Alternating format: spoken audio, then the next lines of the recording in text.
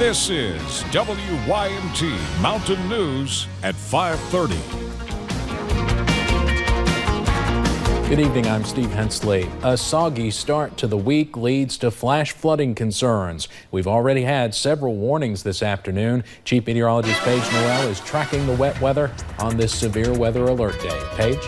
Yeah, Steve, really keeping an eye on our friends in Clay County. They received, some very, very heavy rain overnight, and they are now in a flash flood warning once again. I'll go ahead and take you guys to this picture. Nancy sent this in. This is in the Burning Springs community, so a little bit of the northern part, which is under that flash flood warning. You could see there's just flooding everywhere. Now, we're not sure if this is actually going into the home, but she has sent us many photos. I shared more of those on my Facebook page. But there's a look at that flash flood warning for the Burning Springs community. Now, you're seeing the heavy band that moved through earlier, that moved out, but still they are receiving rain right now. So this goes until 6:45 this evening. Wouldn't be surprised to see that get extended if those showers and storms. See that one down into London's also going to be moving into parts of that area in just a little bit. But taking a look at the bigger picture, the good news is the severe threat of those severe thunderstorm warnings we saw a little bit at 4, they're starting to die down. We're seeing most of those showers and storms just becoming showers. So good news, and hopefully that trend continues as we head into the rest of the evening. But we still have this slight risk. Remember, 2 out of 5 on the severe weather scale, so that continues as we head into this evening. More severe weather could be expected tomorrow, and that flash flood threat continues as well. Have a look at that full forecast coming up in just a few short minutes. Steve. All right, Paige, thank you. Strong storms in Pulaski County blew a tree into a mobile home early this morning, trapping a man inside. It happened at a home on Kentucky 790 in the Braunston community. Adam Burniston tells us why first responders had to take extra precautions. It was just after 2 o'clock Monday morning that the Braunston Fire Department got dispatched for a possible entrapment on Kentucky 790 after strong storms blew in and knocked a tree right on top of a mobile home with a man inside.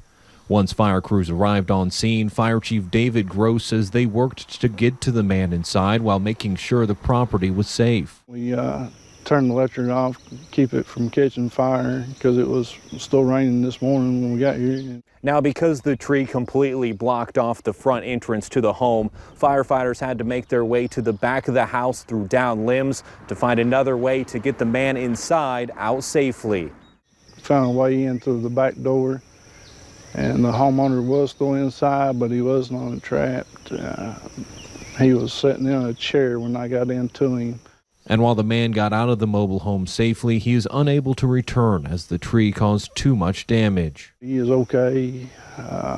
Just trying to find relatives to stay with them. They can clean the mess up, but the mobile home is a total loss.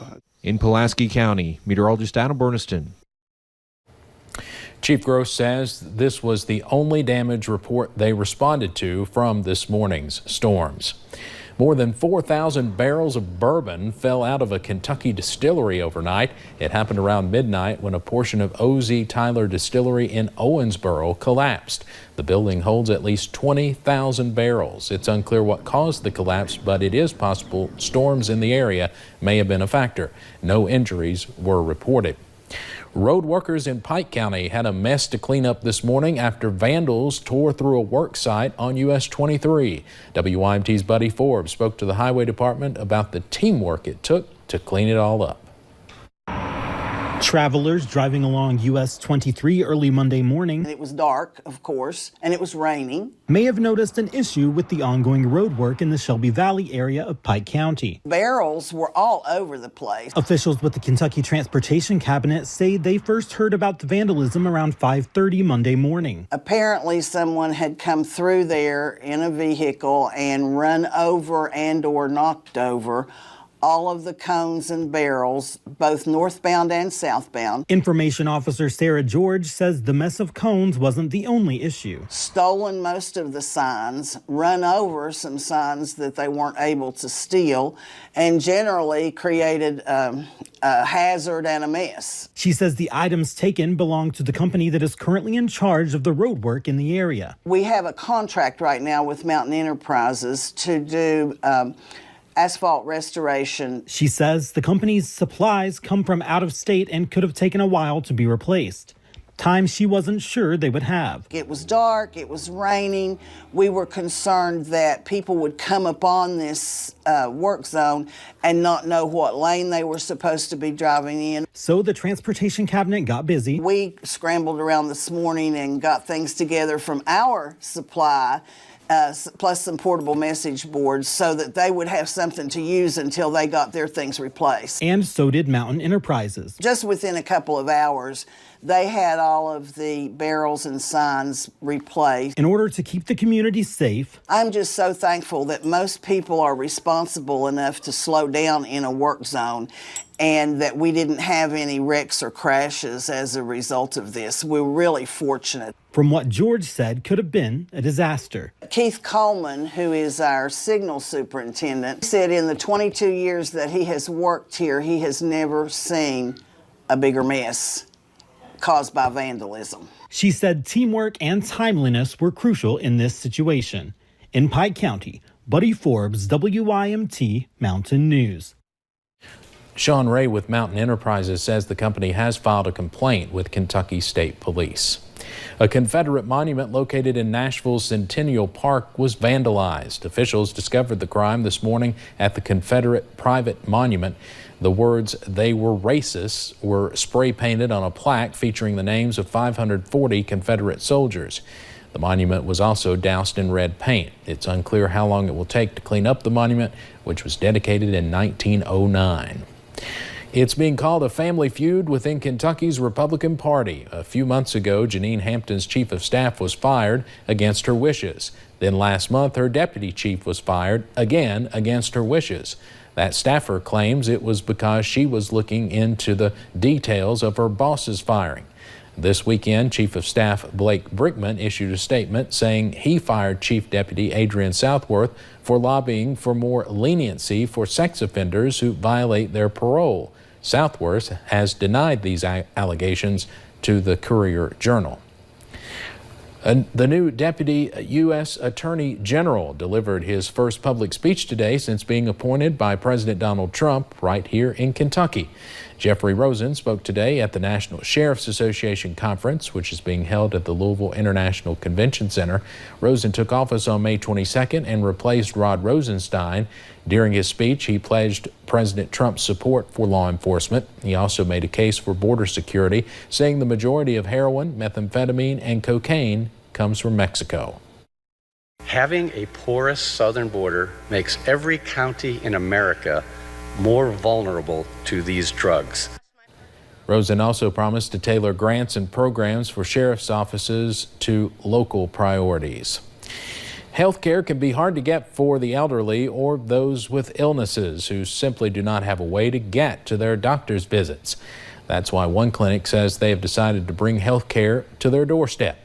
WYMT's Hannah Reynolds explains. Health care is hard to get for many. They don't have reliable transportation. They don't have the family support that they need to get to the doctor.